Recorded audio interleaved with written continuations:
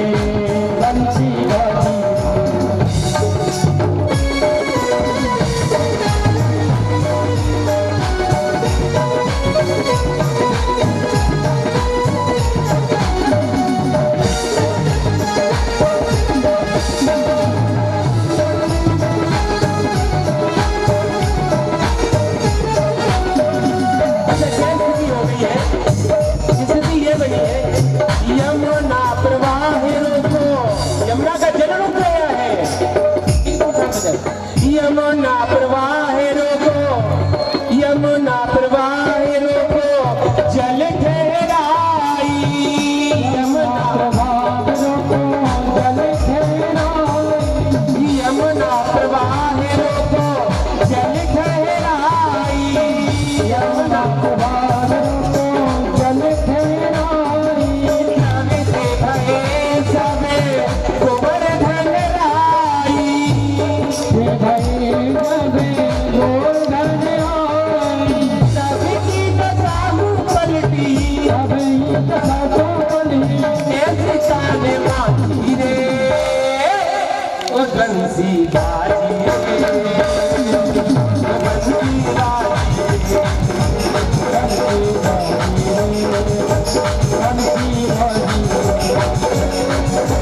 यमुना के तट पे बंसी के बट पे, यमुना के तट पे बंसी के बट पे, बंसी बाजी रे, बंसी बाजी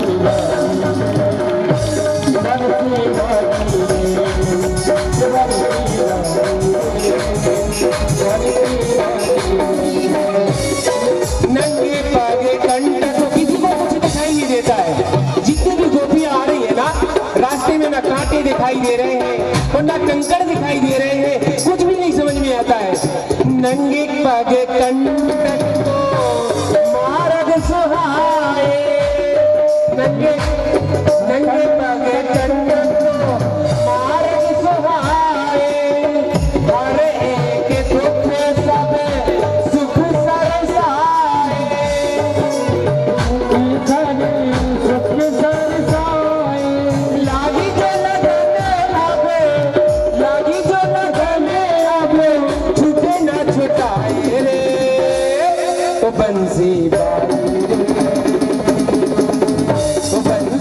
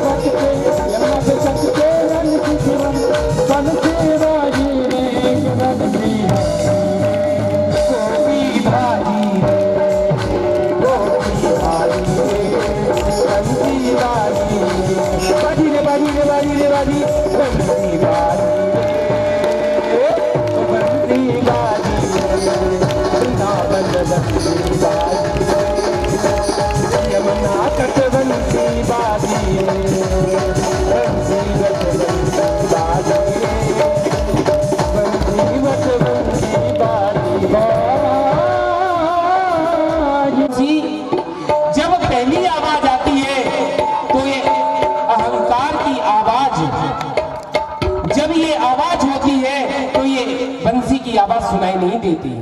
ध्यान से समझना सब लोग। जब अहंकार की आवाज आती है तो वंशी की आवाज सुनाई नहीं देती है। इसलिए पहले अहंकार को दूर करना है। ये नहीं सोचना है कि अरे हम नाचे, हम नाचे, हम काय को नाचे। ये अहंकार है। कथा में आने के बाद अहंकार जिसने छोड़ दिया उसी को भगवान की प्राप्ति होती है। ध्यान करना बिल्कुल। इसलिए पहली आवाज आती है तो अहंकार की आवाज उस बंसी की आवाज को दबा देती है। दूसरी आवाज जब आती है वह आवाज आती है संस्कार की आवाज।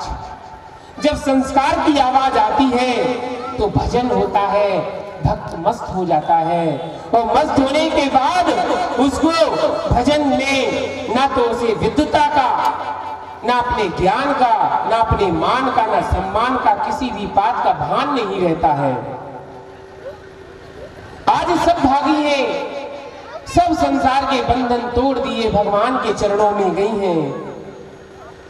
कहते हैं सुखदेव जी महाराज, वंशी श्रवण सुन गोप कुमारी, अति आतुर है चली श्याम पे, तन मन की सब सूरत बिसारी।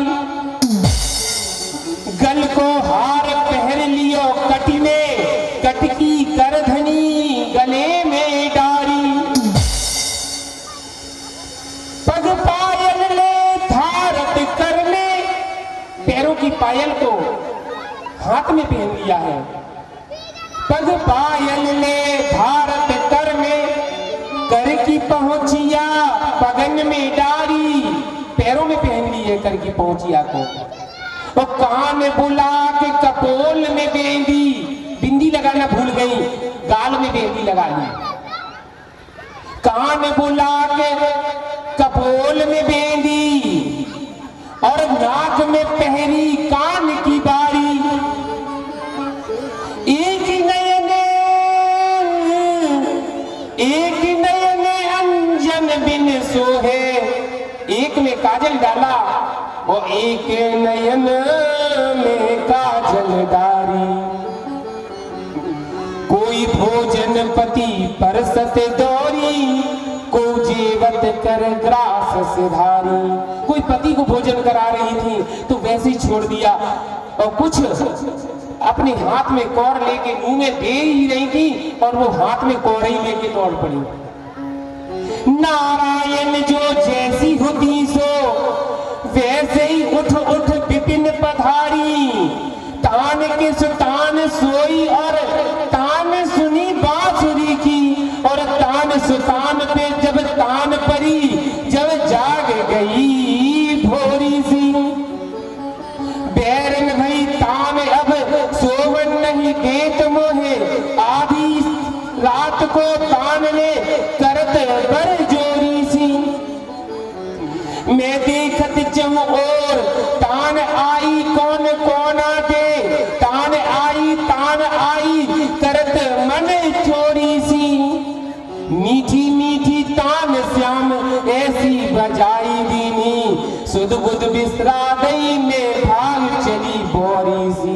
मैं भाग चली बोरी सी, मैं भाग चली बोरी सी। देखो जब भगवान बुलाते हैं ना तो ये नहीं कि पूरा काम कर लिया जब हम भगवान के पास आए।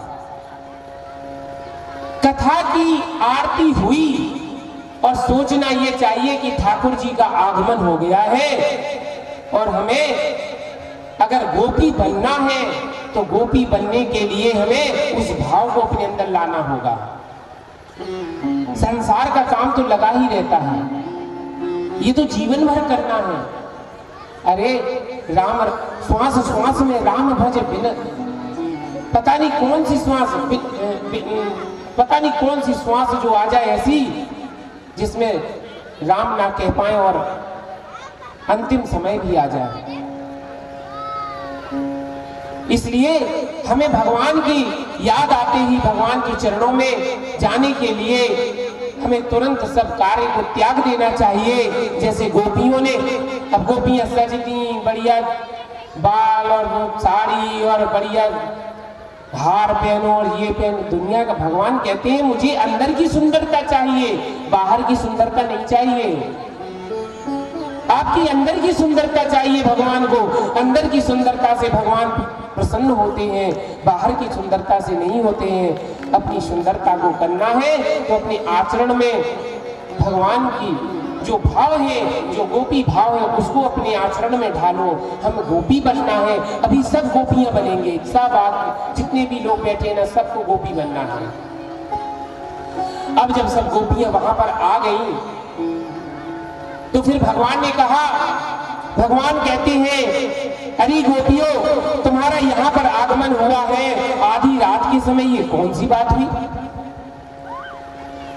भगवान ने कहा, गोपियों से कहा कि गोपियों, ये जो तुम आई हो, स्वागतम वो महाभागा प्रियम किम करवाणि वा ब्रजस्यानामयं कंसित ब्रूतागमन कारणम। अपने आने का आगमन का कारण कहो। गोपियां बोली, कैसे हो कन्हैया? पहले तो बंसी बजाते हो, बुलाते हो, जब हम आ जाती हो तो कहते हो काय को आई हो, किसने बुलाया? हे कन्हैया, तुम्हारी मुरली जब सुनी मैंने तो मैं आई हूं। अब उसकी बंसी की धुन सुन के आई हूं, मैं कैसे चली जाऊं? तेरी मुरली की धुन सुनने मैं वृंदावन से आई हूँ। तेरी मुरली की धुन सुनने मैं वृंदावन से आई हूँ।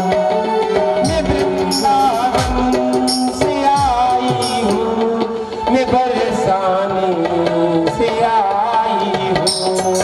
मैं वृंदावन से आई हूँ, मैं बरसाने से आई हूँ। तेरी बंसी की धुन सुने मैं वृंदावन से आई हूँ। तेरी बंसी की धुन सुनने मैं वृंदावन से आई हूँ। अरे रसिया ओ मन भसिया, मैं इतनी दूर से आई हूँ। तेरी मुरली की धुन सुनने मैं बरसाने से आई हूँ। तेरी मुरली की धुन सुनने मैं बरसाने से आई हूँ। सुना है श्याम मन मोहन की माखन खूब खाते हो। सुना है मैंने मनमोहन की माखन खूब खाते हो।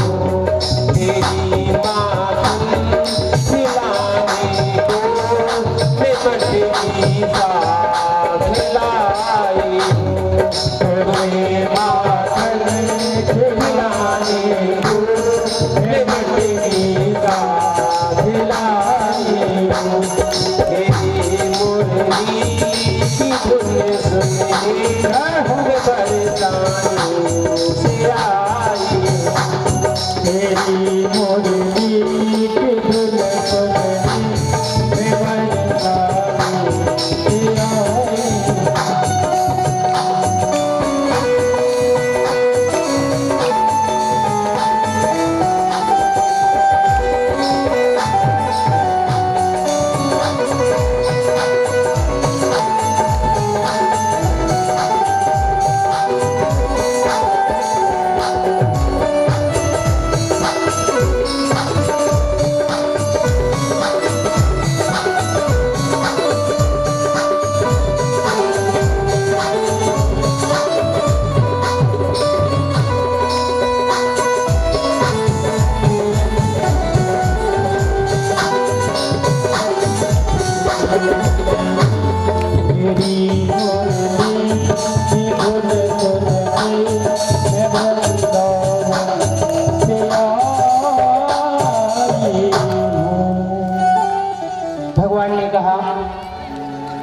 भगवान ने कहा अब आई हो तो मुरली सुन ली, बंसी सुन ली, नाच सुन लिया, अब जाओ।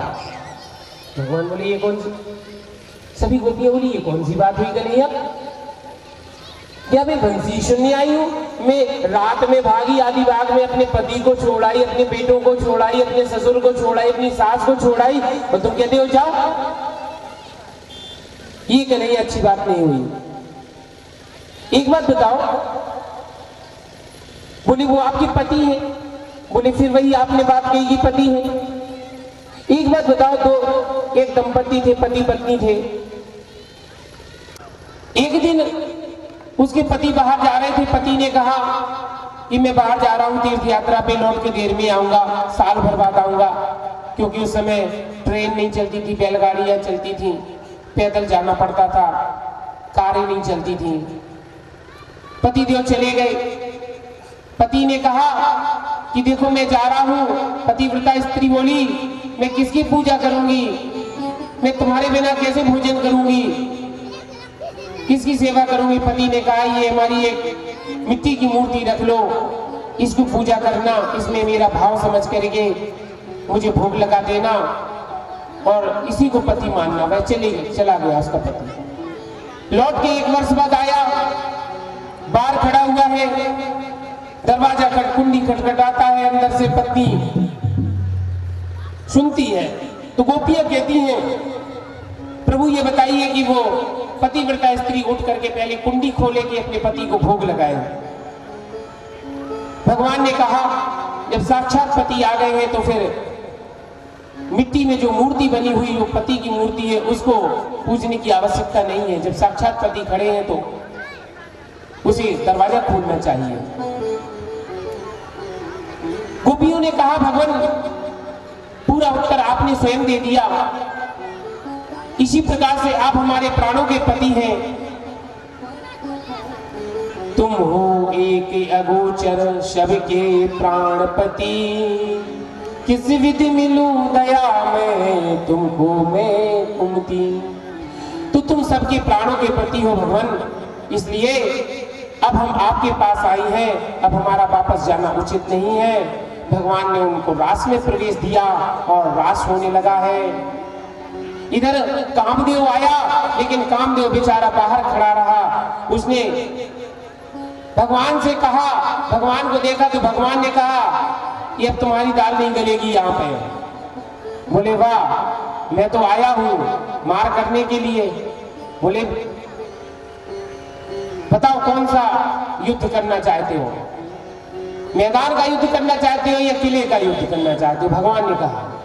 कामदेव बोला मैदान का युद्ध करेंगे, किले का युद्ध तो पहले कर चुके हो, किले के युद्ध में मैं भस्म हो गया था, भगवान शंकर ने भस्म कर दिया था मुझे, अब मैं मैदान का युद्ध करूंगा। मैदान का युद्ध मतलब कामदेव बोला देखो भगवान सुंदर आप हैं, और सुंदर ये गोपियां हैं, और सुंदर ये प्रकृति है, चांदनी रात है, बढ़िया बढ़िया जो है जेवर, सुंदर सुंदर आभूषण पहने हुए गोपियां आई हैं, और ऐसे में तो अब हम प्रवेश कर ही जाएंगे, अब देखते हैं आप हमें कैसे रोकते हैं। भगवान ने उसको चैलेंज दे दिया, लेकिन कामदेव की हिम्मत नहीं पड़ी अंदर जाने की। राधा रानी के घुंघरुओं में जाकर के छिप गया और बाहर नहीं निकला। और उसी समय भगवान भोलेनाथ का आगमन हुआ, वो भी गोपीनाथ बन करके, गोपी का रूप रख करके वहां आए और रास में आ गए हैं। एक दिन भोले भंडारी बन के ब्रज की नारी गोकुल में आ गए हैं, गोकुल में आ गए। एक दिन भोले भंडारी बन के ब्रज की नारी गोकुल में आ गए हैं। एक दिन भोले भंडारी बन के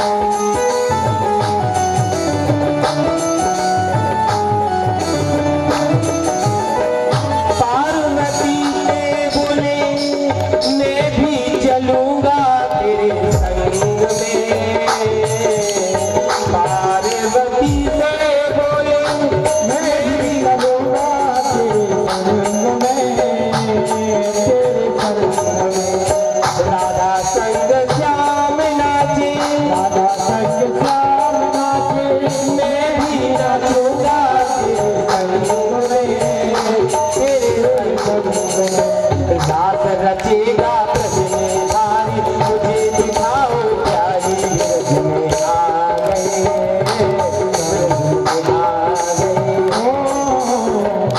बिना भोले बन के सुंदर नारी आ गए।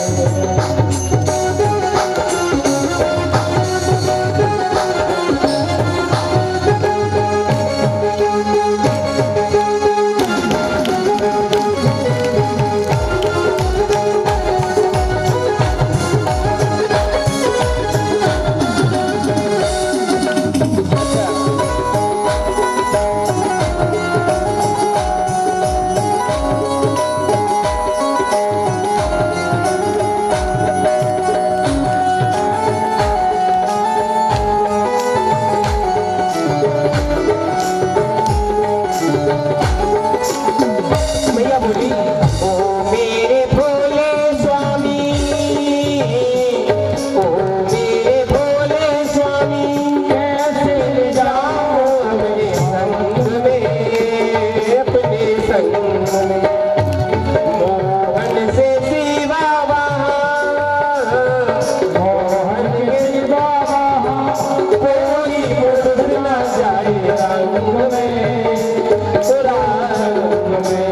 हंसी करेगी ब्रज की नारी, मानो बात हमारी ब्रजूरा। ब्रज आ गए।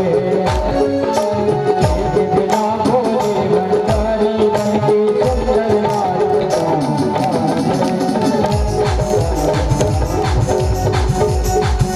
अच्छा, भगवान भोलेनाथ ने अपना भेष भी बना लिया है। माता पार्वती ने उनको जो है बढ़िया सुंदर नारी स्त्री के रूप बना दिया, तो भगवान गोपीनाथ बन गए हैं बना के। और कैसा बना दिया? भगवान कहते हैं, ऐसा बना दो मोहे, ऐसा बना दो मुझको, कोई न जाने इस राज को, इस राज को। ऐसा सजा दो मुझे, कोई न जाने इस राज को, इस राज को। सहेली तेरी ऐसा बताना ब्रजराज को, ब्रजराज को। सहेली तेरी ऐसा बताना ब्रजराज को, ब्रजराज को। बना के चूड़ा पहन के बिंदिया, चले चाल चले मन भारी ब्रज में आ गए, ब्रज में आ गए। बिना भोले भंडारी बन के सुंदर नारी आ गए।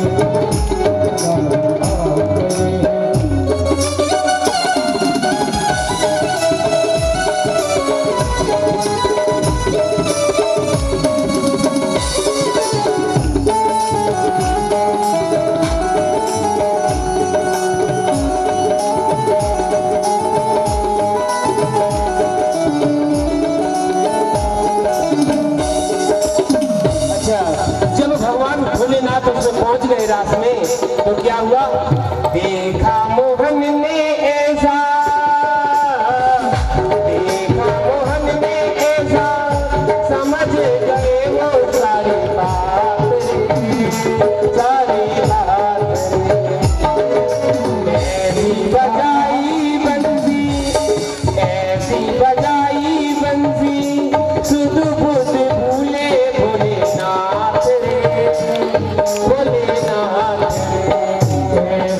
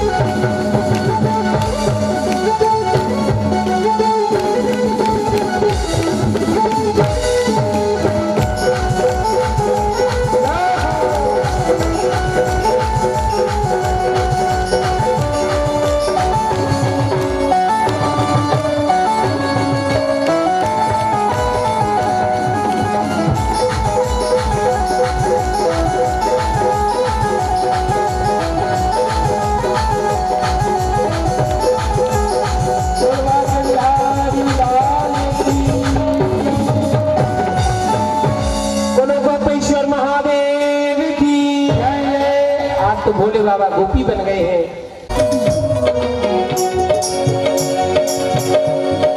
गोकुल में ढूंढो वृंदावन में ढूंढो, गोकुल में ढूंढो वृंदावन में ढूंढो, बंसी बजेगी श्याम सनो राधा नाचेगी, श्याम सनो राधा नाचेगी, श्याम सनो राधा नाचेगी, श्याम सनो राधा।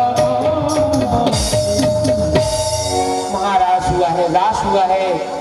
रास में क्या हुआ कि देखो बहुत जल्दी से रुक्मिणी विवाह पे पहुंच रहे हैं, 2-5 मिनट के अंदर अंदर। यहाँ क्या हुआ कि रास हुआ, और रास होने के बाद में भगवान एक गोपी को के साथ में निकल गए हैं, वो राधा रानी थी।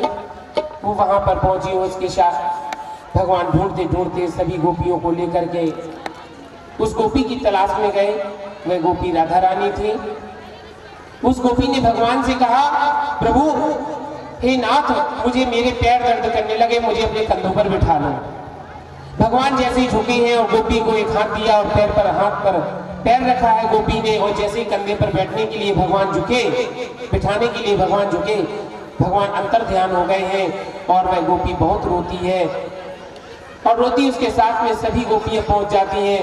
वो भी प्रलाप करती हैं, विलाप करती हैं, कहती हैं, जयति तेधिगम जन्मना प्रजा श्रेयति इंदिरा सशगत्रहि दैत्य दृश्यता दिशुतावका स्त्वैगता सव त्वां विचिन्वते शरदुदाशये साधु जात सहसिजोदरम श्रीमुषादृशा सुरतिनाथते अश्रुतदासिका वरदि विघ्नतो नेहिकिंतनम् विषजलापया ज्ञान राक्षसा वर्षमारुता वैद्युतानला विस्मयात्मका विस्मृतो भया त्रिसवते वयम् रक्षिता। ये गोपी गीत है, क्योंकि समय के अभाव के कारण इसको हमने 2-3 पदों में ही गाया है, लेकिन इसके भाव बहुत ज्यादा है। अगर अब हम पूरा गोपी भाव सुनाएंगे तो बहुत समय लग जाएगा, क्योंकि गोपी गीत भगवान भागवत जी का प्राण है, और इस भागवत जी का प्राण है गोपी गीत। गोपी गीत में भगवान का सबसे प्रिय गीत है गोपी गीत। इस गोपी गीत में भगवान से कहती है गोपियां, तब कथामृतम तप्त जीवनम कभी भीरीडितम कर्म साफहम। हे प्रभु, आपकी कथा ना तो मरने देती है न जीने देती है। हे भगवान, आपकी कथा ने मुझे पागल कर दिया है। भगवान, आपके ही कारण इस वृंदावन की गोलोक धाम से ज्यादा जो है, गोलोक धाम से ज्यादा कीर्ति बढ़ गई है। हे प्रभु, आप जो है, आपने विष से बचाया, आपने अग्नि से बचाया, आपने काली दह के विष से बचाया। भगवान, आप प्रकट होइए। और प्रकट होने के लिए भगवान से प्रार्थना करती हैं, और भगवान से प्रार्थना करती हुई कहती है कि हे प्रभु, आकर के दर्शन दो। भगवान को बुलाती हैं। भगवान जब गोपियों की करुण पुकार सुनते हैं तो भगवान को दया आ जाती है, और भगवान और गोपियां बुलाती हैं तो क्या कहती हैं, देखो थोड़ा सा भाव बताएंगे, ज्यादा समय के भाव के कारण नहीं बता पा रहे हैं। चित्ते चोर छिपोगे कहाँ तक यूं, हमें शांति नहीं प्रगटाए बिना, हम छोड़ेंगे तुम्हारा साथ नहीं मानेंगे श्याम बुलाए बिना। यह भीतर की ज्वाला बुझेगी नहीं, तुझको इससे लिपटाए बिना, चरणामृत प्यारे पिलाए बिना, हम मानेंगे नहीं तुझे बुलाए बिना। भगवान की बहुत प्रार्थना की, अंत में कहती है गोपियां, क्या कहती है कि हे प्रभु, रो रहे हैं हम कृष्ण याद में, आ जाओ प्रभु जी न पाएंगे।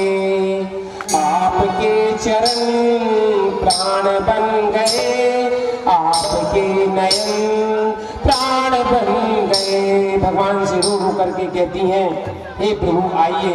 उसी समय भगवान इति गोप्या प्रगालयन्तः प्रत्यंत चित्रधा रुदस्वरम राजन कृष्ण दर्शन लालसा।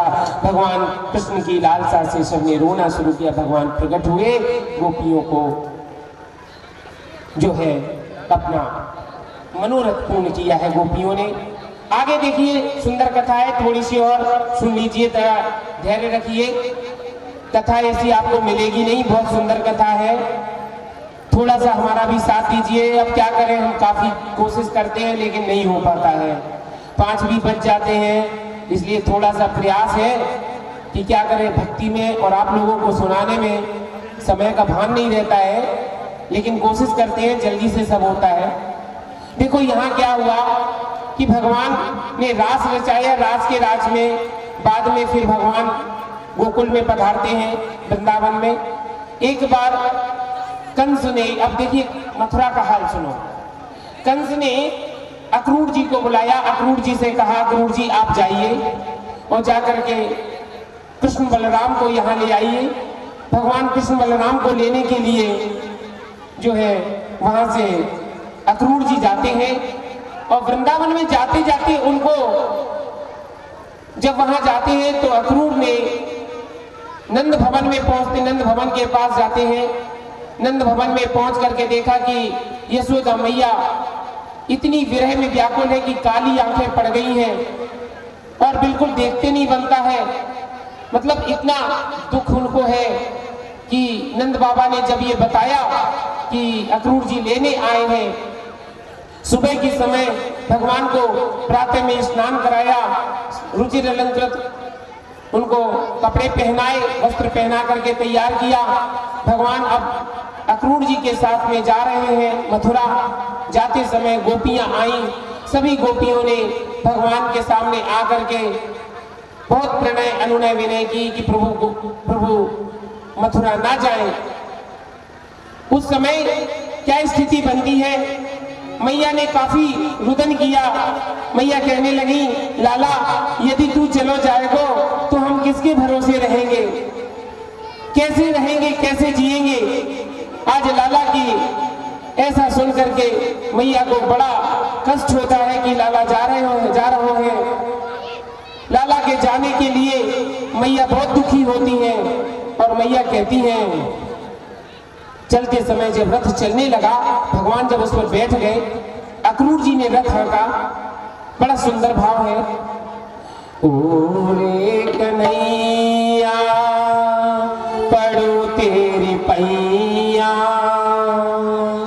ओरे कन्हैया पड़ो तेरी पैया, मत जा मत जा मत जा मथुरा, ओरे कन्हैया पड़ो तेरी पैया, मत जा मत जा मत जा मथुरा।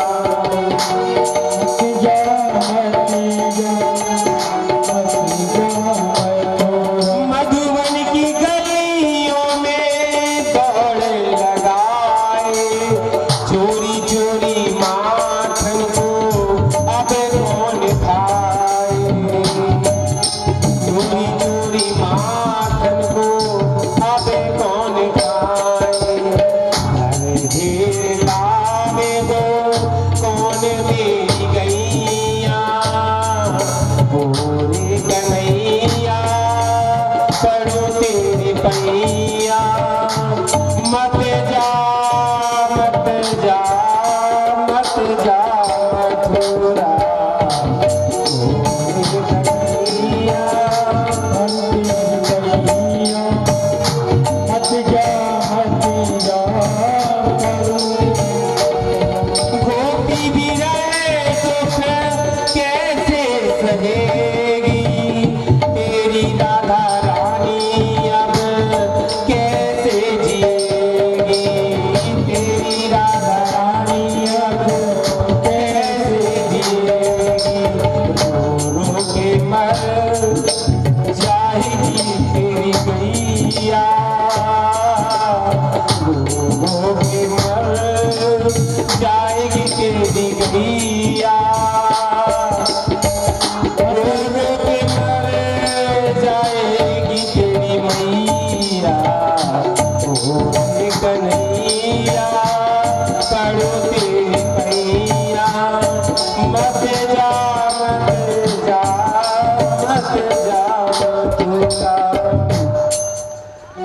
भगवान विवश है जाने के लिए, गोपियों को समझाते हैं, मैया को समझाते हैं, भगवान चले जाते हैं। भगवान के जाने के बाद उनकी छवि को देखती रहती हैं सभी गोपियां देखती देखती, जब तक ध्वजा दिखाई देती है, रथ दिखाई देता है, खड़ी रहती हैं, भगवान का स्मरण करती हैं। भगवान चले गए, मथुरा में गए हैं, वहां पर जाकर के अक्रूर को भगवान ने दर्शन दिखाया, अपना विराट रूप दिखाया है। जल के अंदर काली, उसमें यमुना के तट पे जल के अंदर अक्रूर जी को अपना दर्शन कराया। इसके बाद में धोबी पर कृपा की है भगवान ने, रजक यानी सुदामा पर भी कृपा, सुदामा माली पर भी कृपा की है भगवान ने। आगे भगवान चले हैं, दर्जी पर कृपा की है, सुदामा माली पर कृपा की है, कुब्जा पर कृपा की है। इसके बाद में भगवान जब कृष्ण कंस ने जो धनुष यज्ञ किया था, उस धनुष यज्ञ में जाकर धनुष को उठाया, धनुष टूट गया है।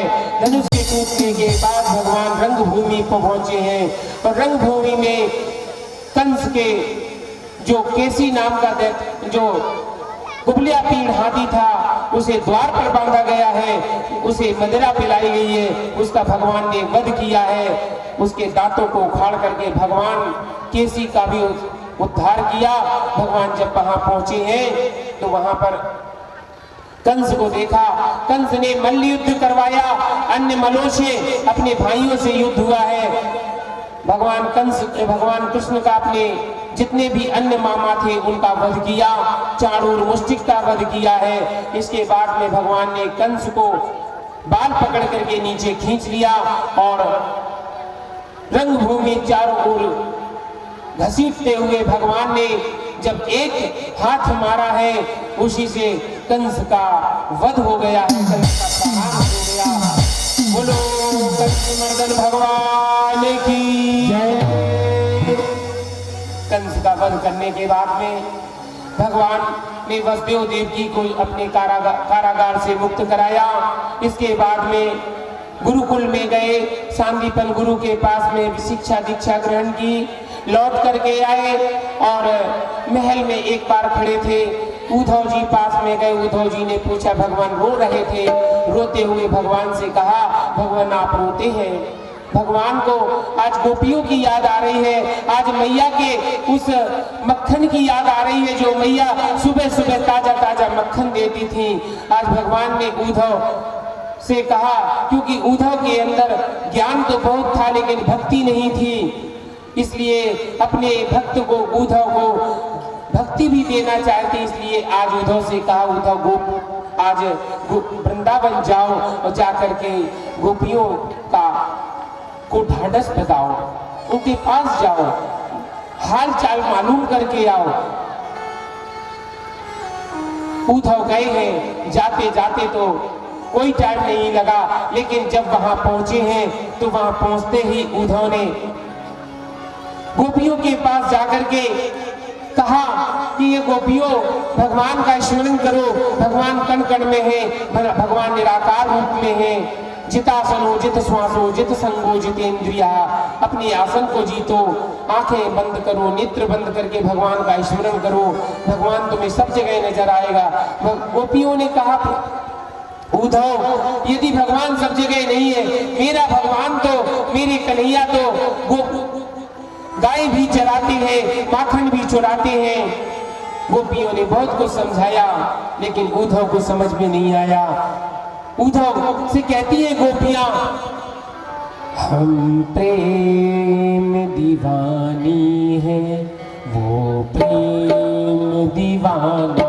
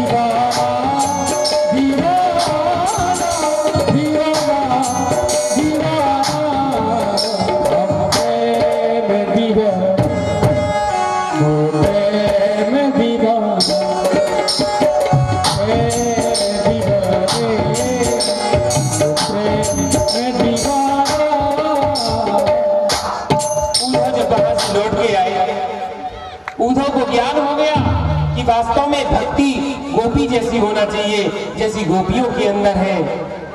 आज उद्धव का जो है पूरा ज्ञान मारा गया।